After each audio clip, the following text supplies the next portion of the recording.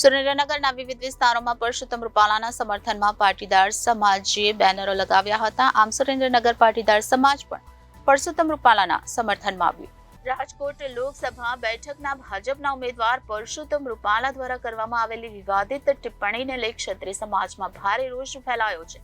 ક્ષત્રિય સમાજ દ્વારા પરસોત્તમ રૂપાલાની ટિકિટ રદ કરવાની માંગ કરવામાં આવી રહી છે.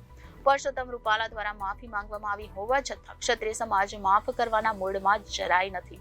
પરસોત્તમ રૂપાલાની વિરુદ્ધમાં ઠેર ઠેર આવેદનપત્ર પાઠવવામાં આવી રહ્યા છે. ભાજપના આગેવાનો અને ક્ષત્રિય સમાજની સંકલન સમિતિના આગેવાનો વચ્ચેની બેઠકમાં પણ સમાધાન થયું નથી. આ વચ્ચે હવે પરસોત્તમ રૂપાલાના સમર્થનમાં પાટીદાર સમાજ આગળ આવ્યો છે.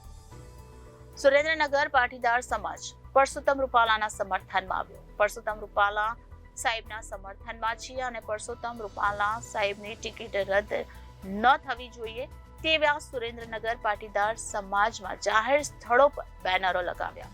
પરસોત્તમ રૂપાલાના વાણી વિલાસ મુદ્દે ક્ષત્રિય સમાજ લાલઘૂમ છે.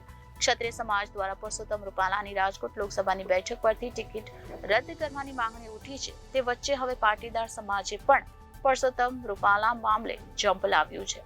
સુરેન્દ્રનગર શહેરના વિવિધ વિસ્તારોમાં પરસોત્તમ રૂપાલાના સમર્થનમાં પાટીદાર સમાજે પણ બેનર લગાવ્યા. Bureau report Janadesh news, Surendranagar.